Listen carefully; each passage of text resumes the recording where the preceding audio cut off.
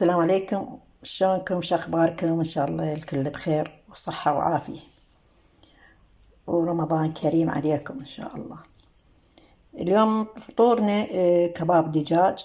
عندي هاي هنا 700 غرام صدر دجاج، وراح اضيف وياه طبعا هاي عندي ليه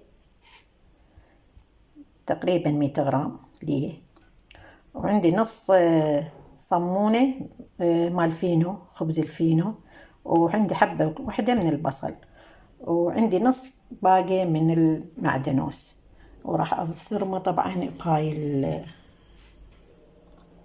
المثرامة. صراحة أبدي أثرمه إن شاء الله. أنا رجعت على المثرمة.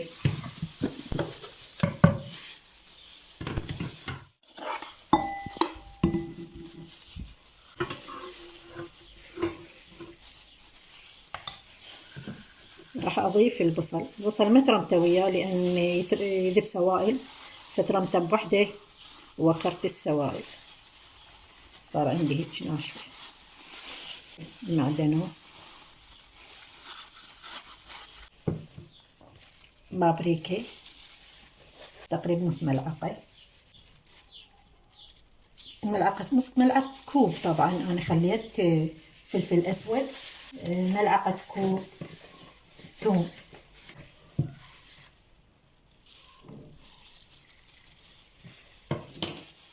راح وأخلي الملح، ملعقة كوب ملح. راح أبدأ أعجن كلها.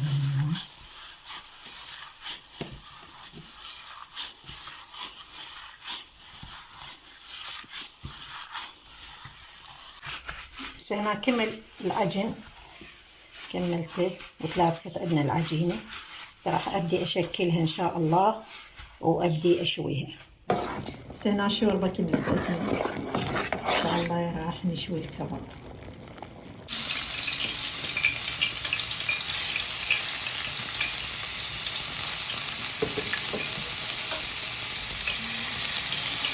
لأن سنا بس الكباب أنا هنشوي إن شاء الله ونشربه بالشفا.